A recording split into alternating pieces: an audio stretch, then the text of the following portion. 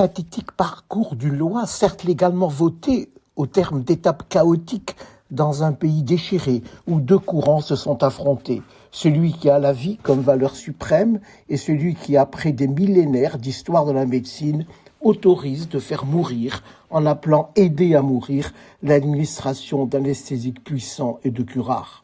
Il ne s'agit plus de répéter des arguments qui se sont maintes fois exprimés, mais de faire un triste constat.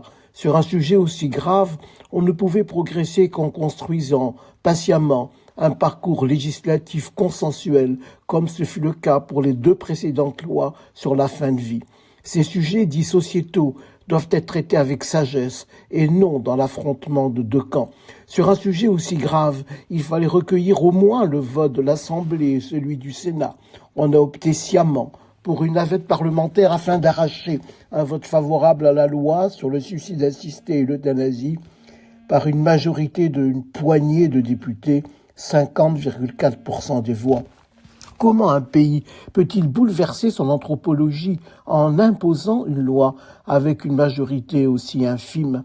Un tel projet aurait dû être retiré pour être réexaminé, quel que soit le temps requis. 50 députés ont fait basculer la France du côté de la mort administrée.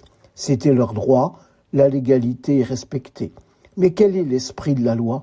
Quelle est sa légitimité dès lors qu'il s'agit d'une loi sociétale majeure et que les députés ont été appelés à voter en fonction de leur conscience ? Triste démocratie où le Conseil constitutionnel a refusé le recours au peuple pourtant souverain, mais dont l'exercice démocratique est régenté, limité, comme si le peuple n'avait qu'une souveraineté réduite. La France d'en bas. Ce vote légal d'une assemblée ignorant le Sénat est un vote de dissensus qui lacère la France et la divise et qui n'a ni voulu entendre la voix du peuple ni entendu la détresse de la majorité des soignants. Cette loi est une victoire à la Pyrrhus, une victoire qui tente de cacher les blessures qu'elle génère en croyant qu'il appartient au pouvoir politique ou à d'autres pouvoirs de modifier le sens des mots, de dissimuler la mort administrée sous le vocable d'une aide à mourir.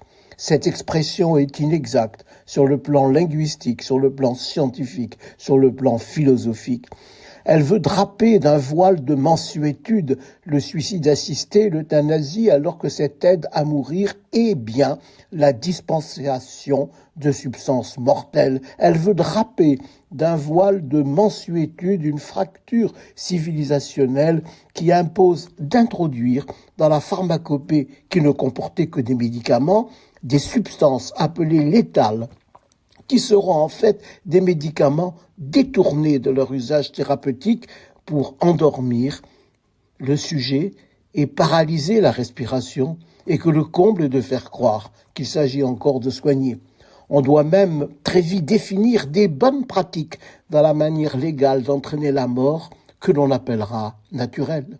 L'antique sagesse grecque exaltait déjà la franchise, qui est le courage de dire la vérité, que rappelait Rabelais en écrivant « Nous, simples gens, puisqu'il plaît à Dieu, et appelons les figues figues, les prunes prunes et les poires poires », ce que Boileau transforma en un dicton célèbre « J'appelle un chat et Rollet un fripon ».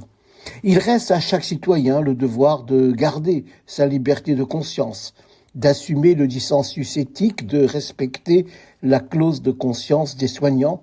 Il serait effarant que la clause de conscience soit refusée aux pharmaciens qui seraient contraints de délivrer des substances létales. Il serait effarant que des établissements soient contraints d'effectuer des euthanasies sous prétexte que les murs n'auraient pas de conscience, alors que la conscience vilipendée par cette argumentation partisane ne concerne pas les murs, mais des femmes et des hommes animés par des valeurs communes et qui ont droit au respect de la République. Il est dommage que le gouvernement et les instances qui l'ont inspiré n'aient pas eu à cœur de souligner la violence de telles dispositions en intervenant avant le vote. Le Conseil constitutionnel corrigera-t-il ces aberrations? On ne peut qu'être inquiet en constatant que plusieurs membres du Conseil se sont déjà investis ou se sont exprimés en faveur d'une aide à mourir. Espérons que seuls délibéreront les juges, qui pourront juger en toute impartialité.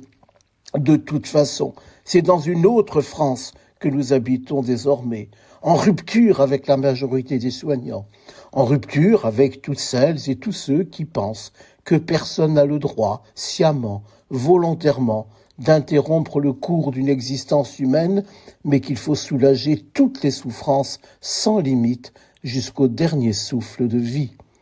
Tout cela est triste, tellement triste, à en pleurer.